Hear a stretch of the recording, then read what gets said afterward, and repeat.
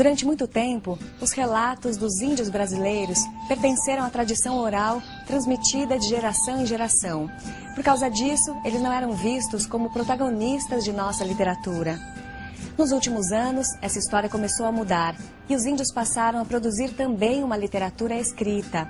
O Entre Linhas foi conferir o primeiro sarau das poéticas indígenas que aconteceu na Casa das Rosas, em São Paulo. O evento mostrou a diversidade dessa produção e discutiu a questão: a poética indígena é literatura? Os ancestrais, nossos avós, nossos bisavós, não detinham ainda o conhecimento da escrita e da leitura. A literatura, a escritura tem sido muito importante. No entanto, ela precisou chegar para que colocasse na prática essa oralidade dos antepassados. Porque o índio, ele na verdade sempre foi escritor, só que ele não sabia ler e escrever. Então o que acontece? Ele ficou sendo conhecido como contador de história oral. O contador de história oral, ele é um escritor, só que ele não sabe escrever. Que a gente que já vem de uma tradição, a gente tem a tendência a enquadrar tudo que é novo dentro dos nossos padrões. Que eu não sei se é poesia o que os índios fazem, mas certamente tem poesia no que eles fazem.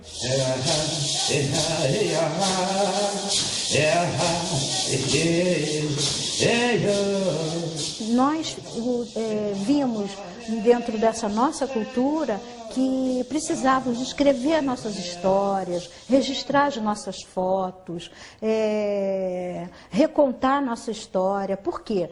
Porque vinham outras pessoas contando, e não os indígenas, ou os netos, filhos dos indígenas.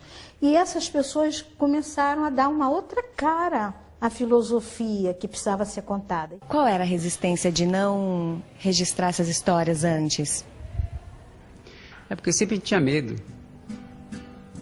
E ainda temos hoje ainda também. E nem tudo a gente pode fazer e nem falar para algumas pessoas. Chororó canta na mata, sabiá nas laranjeiras. Canta, canta zabelê na subida da ladeira. Então a gente reuniu índios aldeados, tanto em zonas rurais ou urbanas, e que praticam a poesia ou a prosa dentro do seu contexto tradicional. Né? Então, seja nos seus rituais religiosos, ou até canções de trabalho, ou orações, cosmologia, né? Mas que tem essa característica de não haver uma dissociação da poesia e a prosa do cotidiano e de outras esferas da vida social. Lá de cima da ladeira eu avistei a natureza. Canta, canta, pataxó, em louvor nossa beleza. Canta, canta. O segundo grupo são realmente os autodeclarados escritores indígenas, né, que são já um grupo de 20 a 30 índios no Brasil, que em geral já vivem nas grandes metrópoles, adotaram a escrita, publicam livros, fazem palestras, têm blog, têm Orkut, vivem disso. E o terceiro grupo são os escritores indianistas. Então, que desde o início do contato, desde a colonização, talvez o primeiro tenha sido o próprio Padre Anchieta, escrevem sobre os índios, sobre o contato e, ao mesmo tempo, são influenciados pela cultura indígena.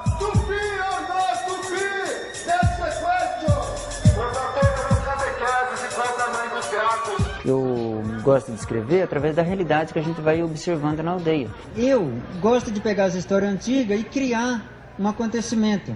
Então a história do Yarandu Confalante, eu vi uma realidade e criei. Já o Veral Contador de História, tem algumas histórias que eu escutei. Então eu falei, vou escrever umas histórias então que pediram, né?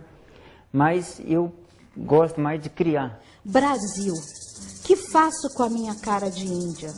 E meus cabelos, e minhas rugas, e minha história, e meus segredos? O que faço com a minha cara de índia? Eu não consigo fazer poesia, o contar na nossa historiografia, sem falar da realidade. O que faço com a minha cara de índia? E meu toré, e meu sagrado, e meus caboclos, e a minha terra? Kiana emergiu, quase mulher, movendo-se ainda com desenvoltura através das águas já rasas, apoiando-se em pernas semi-escamadas, até que, chegando à margem seca, quando já quase tocava Oxum, viu-se fora d'água e desmoronou no chão. Agora, enquanto antropóloga, como é que você sente que o surgimento dessa literatura, dessas pessoas que estão elas próprias escrevendo as suas próprias histórias, como é que isso vai influenciar a própria antropologia? O sonho de todo antropólogo talvez seria que a sua profissão não fosse mais necessária, né? Porque historicamente a profissão surgiu como um mediador de culturas, como uma espécie de tradutor. E eu acho que a antropologia vem caminhando para realmente, na medida que eles possam falar por si só, frente à sociedade nacional, e aí o antropólogo talvez ele se aproxime mais de se tornar mesmo um escritor. O pátria amada quando canta o seu hino, os pataxós compreendem o seu destino. Essas histórias que estão sendo contadas através dos livros e dessa literatura que a gente chama atualmente de literatura indígena, porque muita gente diz que não existe literatura indígena. Tudo bem, concordamos. Mas também a gente precisa dizer que existe para que a gente possa contá-la. Então a sociedade, aos poucos, elas vão começando a entender a importância que tem uma literatura indígena. Metade da população brasileira carrega o sangue indígena. Então a gente tem que trabalhar hoje nas aldeias com literatura, porque a literatura ela vai fazer com que a sociedade respeite o índio. O índio fala, o índio pensa.